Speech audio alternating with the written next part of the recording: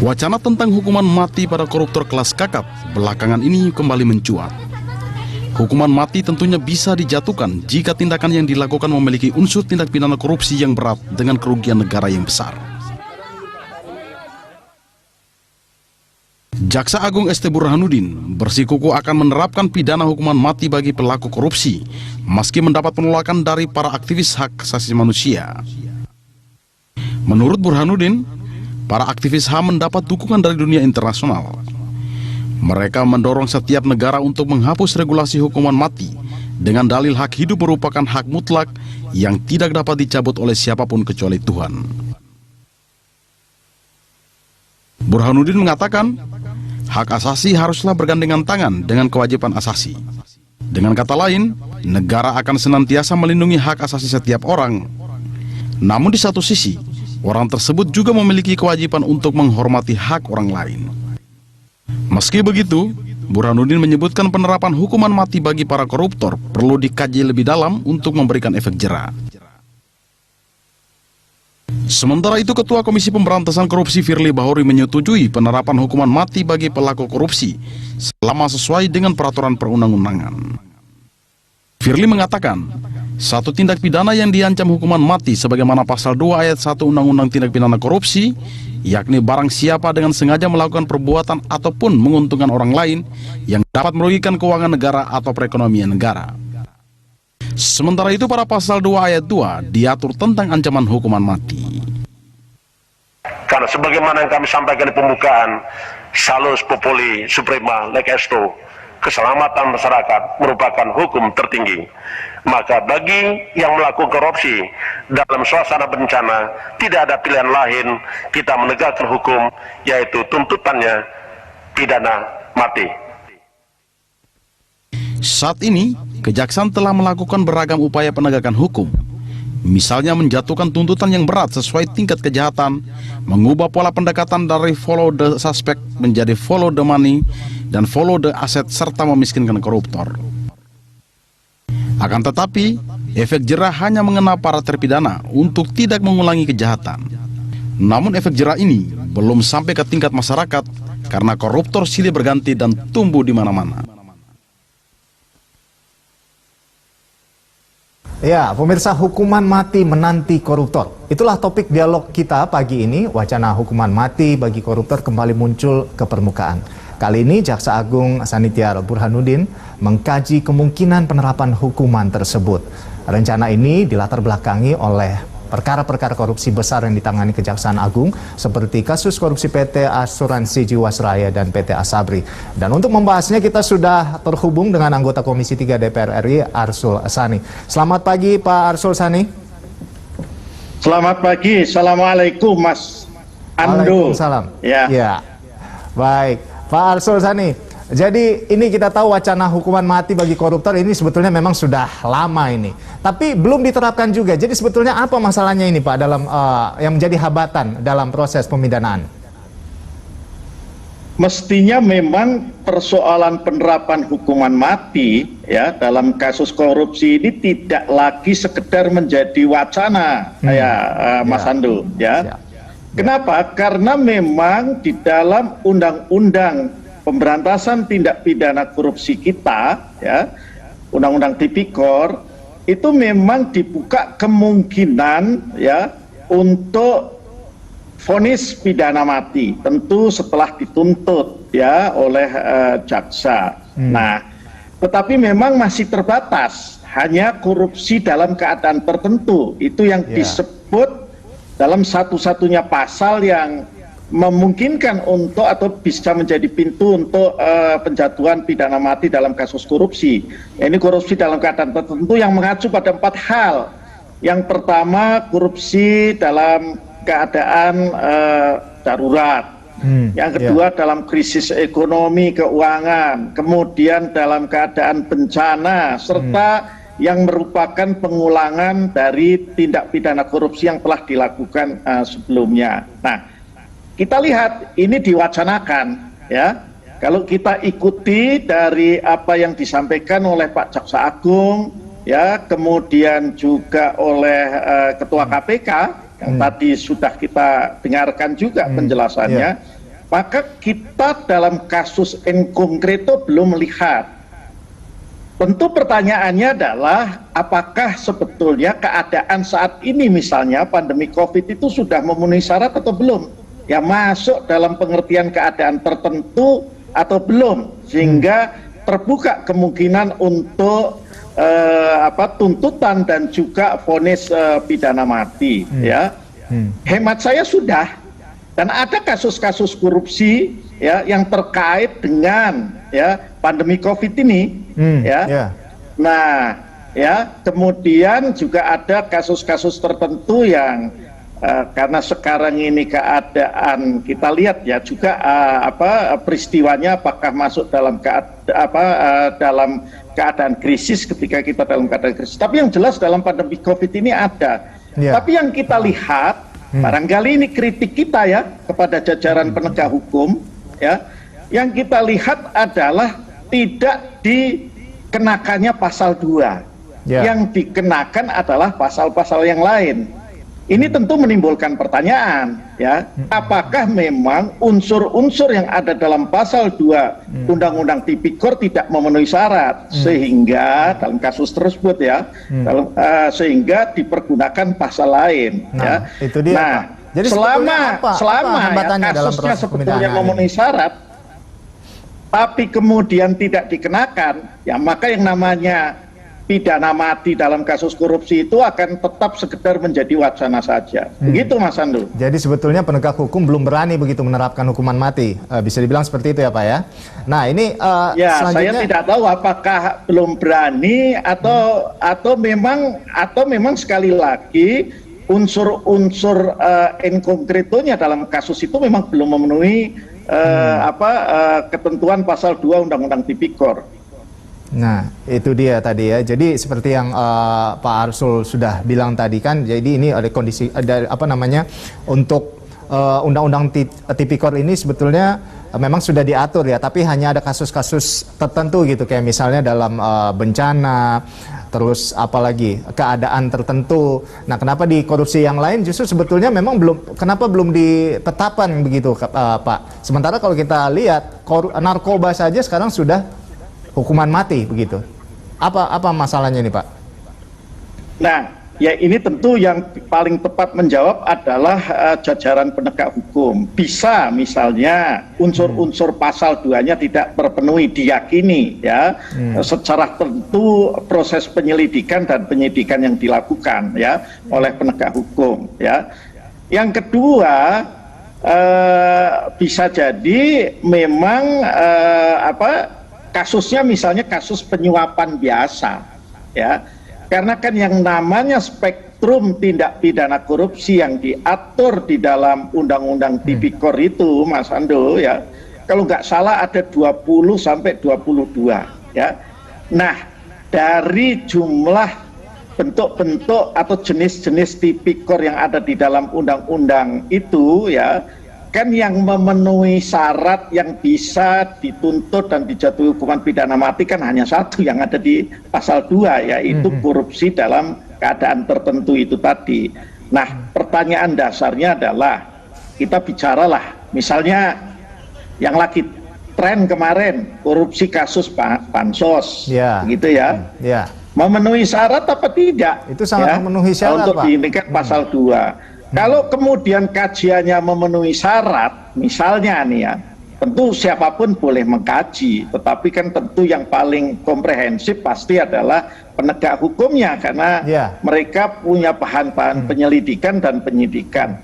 Tapi kalau dari Pak Arsul sendiri itu sangat memenuhi syarat begitu Pak? Ya, tentu kita yang di luar tidak boleh kemudian secara sederhana menyimpulkan ya, tetapi ya mestinya kalau menurut saya ketika itu kemudian tidak dipergunakan pasal 2 ayat 2 yang membuka kemungkinan pidana mati, itu ya harus dijelaskan oleh penegak hukum bahwa ini kenapa tidak kita tuntut ya dengan pasal 2 ayat 2 yang memungkinkan pidana mati, karena unsur-unsurnya tidak terpenuhi, karena fakta-faktanya jauh dari itu harus penegak hukum. Jadi hemat saya penegak hukum tidak kemudian ya berhenti pada upaya mendorong, upaya mewacanakan, ya. Tetapi ketika ada kasus-kasus in konkreto harus berani menjelaskan kepada publik apakah ini memenuhi syarat atau tidak memenuhi syarat, ya.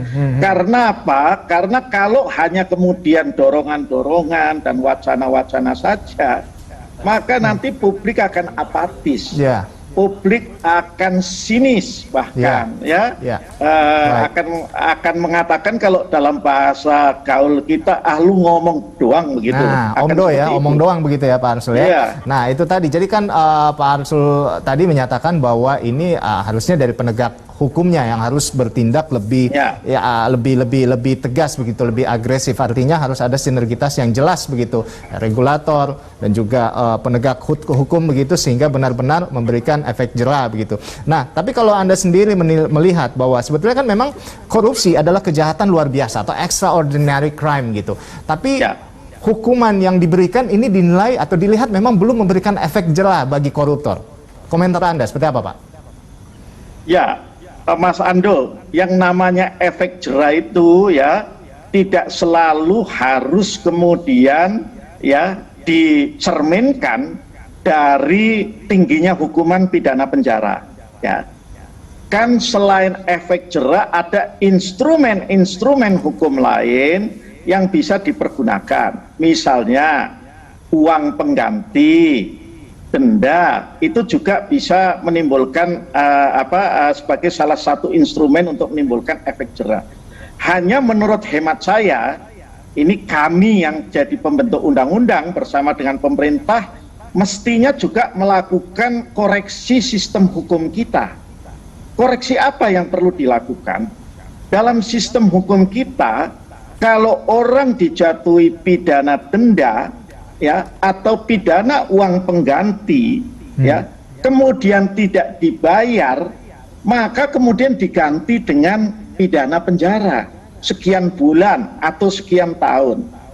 Hemat saya, kalau hanya ini, coba Mas Ando bayangkan, orang dijatuhi uang pengganti misalnya 10 miliar, tapi kemudian bisa disubsidiarkan, bisa diganti dengan pidana penjara katakanlah 1 tahun. Akhirnya orang mengatakan kalau begitu saya lebih bagus menjalani 1 tahun lagi ketimbang saya harus bayar kepada negara selama sejumlah 10 miliar mestinya. Nah, mestinya ya kalau menurut pendapat saya, dan ini akan saya sampaikan terus ya di Komisi 3 ketika pembentukan undang-undang, jangan kemudian disubsidiarkan. Dia harus terus ya dikejar. Kalau dia nggak bisa bayar, negara harus menyatakan pilot. Ya, pilot itu hampir mati keperdataannya.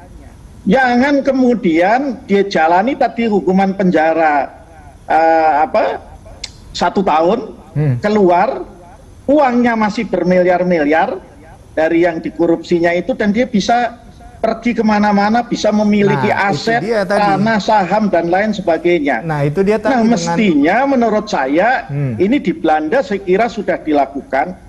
Kalau dia nggak bayar, dia harus dinyatakan pilot. Pilot itu kan sama dengan boleh dibilang mati perdata, ya. Dia tidak akan bisa kemana-mana di bawah pengampuan hak-hak keperdataannya. Saya punya keyakinan jika sistem hukum kita bergeser, ya, tidak ada lagi subsidiaritas, ya, hukuman denda dan uang pengganti itu dengan, ya, tentu semuanya harus proporsional, ya, dengan itu tadi katakanlah pemailitan, ya, itu maka ini akan lebih memberikan efek jera. Di samping kita memang perlu juga dukungan undang-undang yang lain, yakni undang-undang perampasan aset. Oke, baik Pak. Jadi regulasi kita saat ini apakah memang sudah kuat begitu Pak? Kalau dari Pak Arsul sendiri? Ya gini, regulasinya sudah kuat, bisa dijadikan dasar untuk pemidanaan, tetapi menurut saya paradigmanya yang harus digeser ke depan.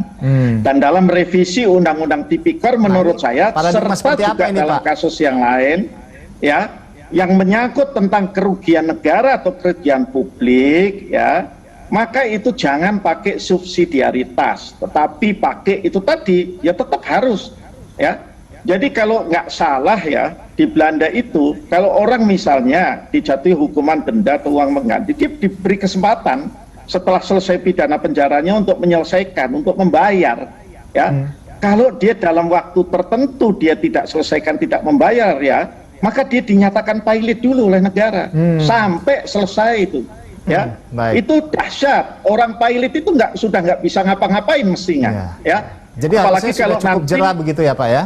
Oke. Iya, itu akan lebih memberikan efek jerah menurut saya kalau kita bicara efek jerah. Baik. Nah, ini pemidanaan hukuman mati bagi koruptor ini masih menimbulkan kontroversi begitu ya Pak ya, karena memang dinilai bertentangan dengan pelanggaran HAM seperti itu. Nah, bagaimana hasil kajian Badan Legislasi DPR terkait dengan produk undang-undang yang mengatur hal ini Pak? Ya, jadi ketika kami periode yang lalu membahas RKUHP, rancangan kitab Undang-Undang Hukum Pidana kita, ini memang ada perdebatan, ya. Mereka kelompok-kelompok masyarakat sipil yang memang cara berpikirnya itu HAM Barat, ya, berbudaya hukumnya juga hukum Barat, sekolahnya juga di Barat, maka pada umumnya, ya, meminta abolisi total hukuman mati, penghapusan total, ya. Di sisi lain kami juga menerima aspirasi dari berbagai kelompok masyarakat dan juga dari penegak hukum yang meminta kepada pembentuk undang-undang, DPR dan pemerintah agar mempertahankan hukuman mati. Karena ada kejahatan-kejahatan tertentu yang diyakini oleh kelompok masyarakat ini memang masih perlu ya diancam dengan hukuman mati. Tentu memang tidak banyak ya di KUHP dan kemudian di undang-undang tertentu itu tidak banyak, tapi yang jelas di undang-undang terorisme ada, narkotika juga ada, di KUHP juga ada, seperti kejahatan terhadap negara, pembunuhan berencana dan lain sebagainya. Nah, kami kemudian menemukan jalan tengahnya, Mas Andul. Nah, seperti apa jalan tengahnya apa? Jalan tengahnya adalah pidana mati atau hukuman mati ini tetap kita pertahankan sebagai sebuah jenis pemidanaan, tidak kita abolisi secara total sebagaimana yang dituntut oleh kalangan yang berpikir dengan konsep HAM Barat itu tadi, tetapi posisinya kita geser dari pidana pokok yang bisa langsung dijatuhkan menjadi pidana yang bersifat khusus, ya. Nah, jadi sebagai pidana yang bersifat khusus ini apa maknanya? Maknanya adalah pengadilan kita, termasuk tentunya jaksa kita, masih boleh menuntut atau menjatuhkan pidana mati terhadap seorang terdakwa yang memang ya dalam kasusnya itu diancam dengan pidana mati, ya. Pasalnya, pasal pelanggaran pidananya, maka dia boleh dijatuhkan, tetapi itu sebagai pidana khusus itu harus bersifat alternatif. Alternatifnya di mana? Artinya orang dijatuhi hukuman mati, sementara ini memang di RKUHP yang sudah kita sepakati, dia akan dipenjara selama 10 tahun. Kalau selama dalam masa pemenjaraan ini dia tidak melakukan kejahatan lagi, kalau dalam bahasa Islam itu Mas Ando, dia taubatan nasuha, ya, menjadi terpidana atau warga binaan pemasyarakatan yang baik, memenuhi semua syarat-syarat warga pemasyarakatan yang baik, maka hukumannya akan berganti dari hukuman mati menjadi hukum pidana seumur hidup. Nah, itu jalan tengahnya. Tetapi bagi katakanlah terpidana, katakanlah misalnya bandar narkoba sudah dijatuhi hukuman mati dalam satu kasus, di dalam penjara masih mengelola, ya, masih mengelola, masih menjalankan bisnis narkoba. Masih bikin masalah yang begini lagi. Kan ya memang tidak perlu dirubah kemudian atau digeser pidananya dari pidana mati menjadi pidana seumur hidup misalnya, ya. Jadi nah ini adalah kesempatan kedua begitu Pak? Ya, jadi orang itu diberi kesempatan untuk memperbaiki diri, ya. Kalau dia memang itu tadi ya memperbaiki diri dengan baik, kan banyak juga ya, ada lah terpidana mati kita yang di dalam penjara itu kemudian memang menjadi warga binaan pemasyarakatan yang baik, teladan bahkan. Nah, yang begini-begini disepakati diberi kesempatan lah. Ya, dengan tetap tentu dihukum, ya, hanya hukumannya kemudian bergeser menjadi pidana penjara seumur hidup. Baik, Pak Arsul, kita masih akan membahas hal ini terkait dengan hukuman mati menanti koruptor. Namun kita akan break dulu sejenak. Pemirsa tetaplah bersama kami. Good Morning Jakarta akan kembali usai jeda.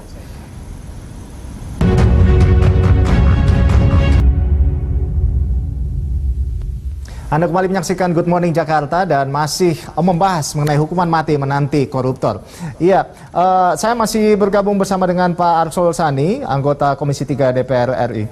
Pak Arsul, nah ini selanjutnya terkait dengan Undang-Undang Nomor 31 Tahun 99 tentang tindak pidana korupsi. Apakah perlu direvisi lagi atau dikaji lagi ini, Pak? Dari Anda seperti apa? Ya, banyak aspirasi dan juga usulan dari kalangan penegak hukum yang memang meminta ya DPR untuk melakukan revisi terhadap Undang-Undang 31 tahun 1999. Ini kan pernah direvisi sekali di tahun 2001 ya.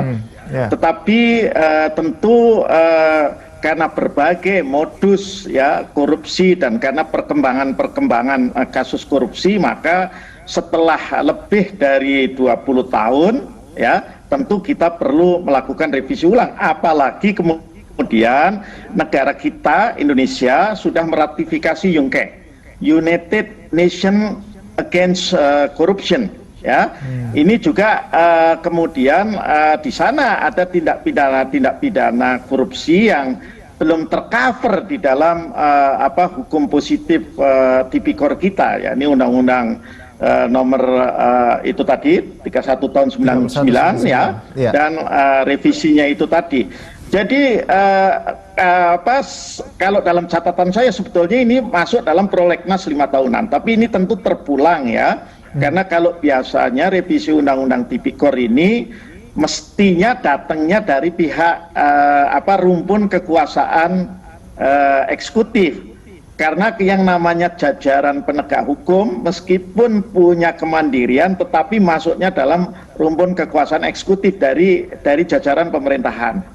Prinsipnya saya kira kami yang di DPR di Komisi 3 kalau memang ya apakah itu Polri, KPK atau Kejaksaan Agung itu kemudian menginisiasi tentu dalam alur pemerintah di bawah koordinator legislasi pemerintah ya, Kementerian Hukum dan HAM, ya kita siap bahas.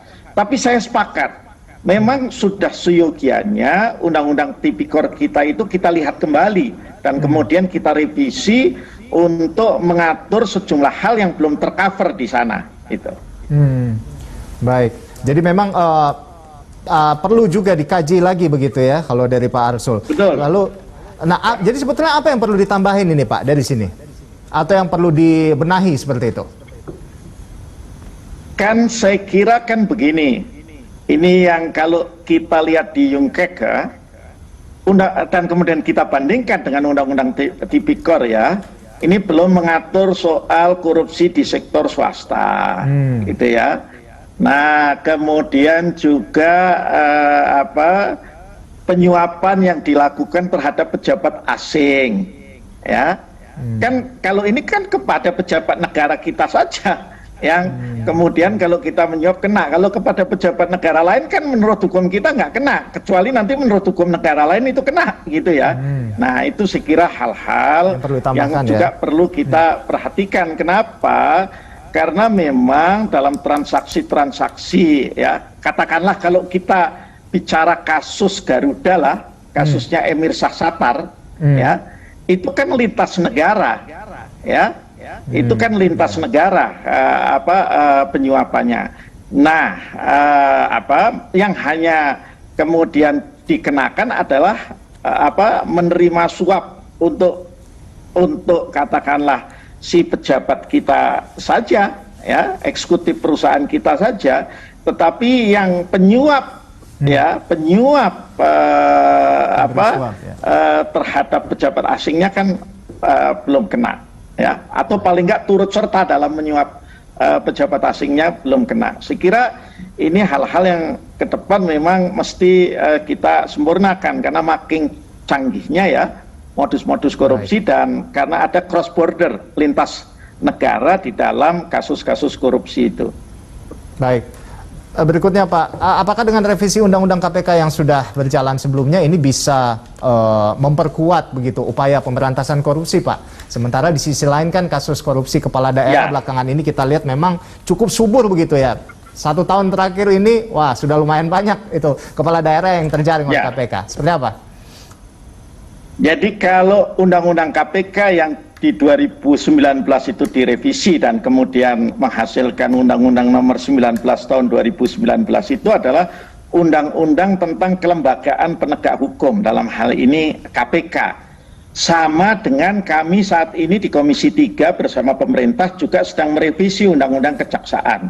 Ya, untuk kemudian orang berdebat terutama pada revisi Undang-Undang KPK, ada yang kemudian dianggap itu malah melemahkan, ya.